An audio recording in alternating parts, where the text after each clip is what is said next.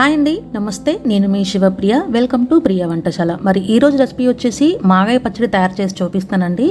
ఎండతో అస్సలు పని లేకుండా పుల్ల పుల్లగా కారం కారంగా భలే టేస్టీగా చేసుకోవచ్చు అనమాట. మనకు మామిడికాయలు ఇప్పుడు దొరుకుతున్నాయి కాబట్టి చక్కగా ఈ విధంగా చేసుకోవచ్చు అనమాట. చాలా టేస్టీగా, చాలా సింపుల్గా కూడా ప్రిపేర్ చేసుకోవచ్చు. అలా వేడివేడి అన్నంలో అలా నెయ్యి వేసుకొని ఈ పచ్చడి వేసుకొని తింటే అస్సలు మామూలుగా ఉండదండి, అంత బాగుంటుంది అనమాట. అయితే నా వీడియో కనుక మీరు మొదటిసారి చూస్తున్నట్లయితే సబ్స్క్రైబ్ చేసుకోవడం మాత్రం మర్చిపోద్దు ఫ్రెండ్స్. కింద ఉన్న బెల్ ఐకాన్ని ప్రెస్ చేయడం ద్వారా నేను చేసే ప్రతి రెసిపీ అలా నోటిఫికేషన్ వచ్చేస్తుంది. ముందుగా నేను ఒక 3 మామిడికాయలు తీసుకున్నానండి. మీడియం సైజు, మరీ పెద్దవి కాదు, మరీ చిన్నవి కాదనమాట. తీసుకున్న తర్వాత మంచిగా చెక్కు తీసేసుకొని ఈ విధంగా ముక్కలు కట్ చేసుకున్నాను, సన్నగా పొడుగ్గా. మీరు కావాలంటే చిన్న చిన్న ముక్కలుగా కూడా కట్ చేసుకుని చేసుకోవచ్చు అనమాట. ఈ ముక్కల్ని మనం కొలుచుకుందామండి. మనకు ఈ గ్లాస్ తోటి దాదాపు 4 గ్లాసుల దాకా ముక్కలు అయినాయి అనమాట. ఇది మామూలుగా మరీ ఎండలో అవసరం లేదండి. ఒక అర్ధగంట సేపు మాత్రమే ఉంచానండి. మరీ ఎండిపోవద్దు, జస్ట్ ఒక హాఫ్ అన్ అవర్ ఎండలో పెట్టుకుంటే సరిపోతుంది. మీరు కావాలంటే ఫ్యాన్ కింద కూడా పెట్టుకొని ఆరబెట్టుకోవచ్చు. తర్వాత ప్యాన్ పెట్టుకుందామండి. స్టవ్ ఆన్ చేసుకుందాం. అందులో ఒక 1 స్పూన్ దాకా మెంతులు అలా వేయించుకోవాలన్నమాట. ఎందుకంటే మెంతులు అనేది కొంచెం లేటుగా వేగుతాయి కాబట్టి ముందు వేసుకొని వేయించుకుంటున్నాము. తర్వాత ఇందులో ఒక 2 స్పూన్ల దాకా ఆవాలు వేస్తున్నాను. ఒక 30 సెకండ్స్ వేయితే సరిపోతుందండి, ఎందుకంటే ప్యాన్ వేడిగానే ఉంటుంది కాబట్టి ఒక 30 సెకండ్స్ దాకా వేయించుకుంటే సరిపోతుంది. తర్వాత ఒక స్పూన్ జీలకర్ర వేసేసుకొని మంచిగా 30 సెకండ్స్ దాకా వేయించుకుంటే సరిపోతుంది. మనం మామూలుగా ఇంట్లో మెంతిపిండి కానీ, ఆవపిండి కానీ, జీలకర్ర పొడి కానీ ఉంటే కూడా డైరెక్ట్గా మనం అందులో కూడా వేసేసుకోవచ్చు. కానీ ఫ్రెష్గా ఉంటేనే బాగుంటుంది కాబట్టి ఇప్పుడు మంచిగా ఈ చల్లారిపోయిన తర్వాత పౌడర్ చేసుకొని పక్కన పెట్టుకోవాలి.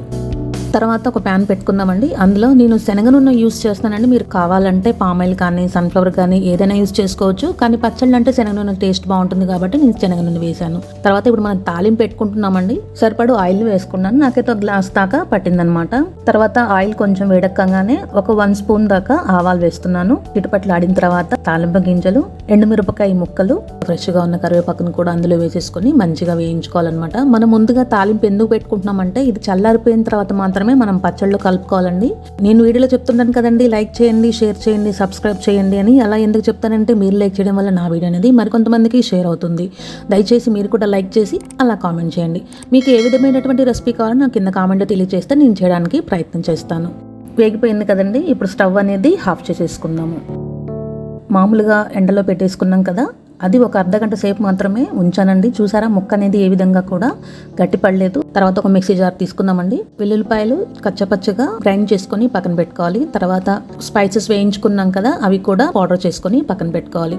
తర్వాత దీనికి మనం ఇందాక గ్లాస్ కోల్చుకున్నాం కదండి, దాంతో ఒక సగం దాకా పడుతుంది అనమాట.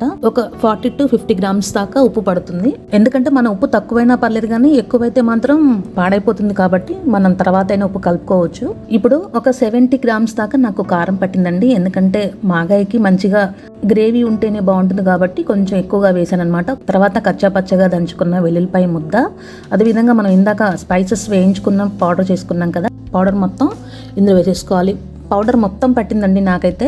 ఈ విధంగా వేసేసుకున్న తర్వాత కొంచెం ఒక చిటికెడు మాత్రమే పసుపు వేస్తున్నాను. ఎందుకంటే పచ్చడి అనేది నలుపు వస్తుంది కాబట్టి మనం కొంచెమే వేసుకోవాలి పసుపు అనేది. అన్నీ వేసేసిన తర్వాత బాగా మిక్స్ చేసుకోవాలి.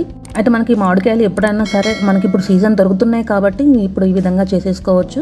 పుల్ల పుల్లగా కారం కారంగా భలేగా ఉంటుంది. చాలా అంటే చాలా బాగుంటుంది. నిల్వ కూడా ఉంటుంది. టిఫిన్స్లలో కూడా వాడుకోవచ్చు. దోశల్లోకైనా, దేంట్లోకైనా, కిస్రీలోకైనా, దేంట్లోకైనా తినేసేయచ్చు అనమాట. ఇప్పుడు మొత్తం కలుపుకున్నాం కదండి. తర్వాత మనం తయారు చేసి పెట్టుకున్న తాలింపుని ఇందులో వేసేసుకోవాలి. ఈ విధంగా బాగా మిక్స్ చేసుకోవాలన్నమాట. మనకు ఆయిల్ కొంచెం తక్కువ అవుతుందండి, మళ్ళీ కావాలంటే మనం చూసుకొని తర్వాత వేసేసుకోవచ్చు. ఈ మాగాయలు కూడా చాలా రకాలుగా చేసుకోవచ్చు. మరి నేనైతే ఈ విధంగా చేస్తాను. మరి మీరు ఏ విధంగా చేస్తారో వీడియో మొత్తం చూసి మీరు ఎలా చేస్తారో కంపల్సరీగా కింద కామెంట్లో తెలియచేయండి. ఇప్పుడు మనం దీన్ని మూత పెట్టేసుకున్నామండి. ఇది మాగితే బాగుంటుంది కాబట్టి ఒక 2 days తర్వాత దీన్ని ఓపెన్ చేసి చూద్దాము. చూసారండి, నేను ఒక 2 రోజుల తర్వాత దీన్ని ఓపెన్ చేసి చూస్తున్నాను. నూనె కూడా సరిపోయింది, కలర్ఫుల్ గా కనపడుతుంది కదా. వాసన అయితే అద్దరిపోతుందండి, చాలా అంటే చాలా బాగుంది.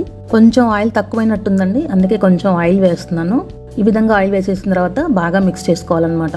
అంతే అండి, మన చాలా చాలా టేస్టీగా ఉండే మాగాయ పచ్చడి రెడీ అయిపోయింది. ఎవరైనా సరే ఈజీగా పెట్టేసుకోవచ్చు అనమాట.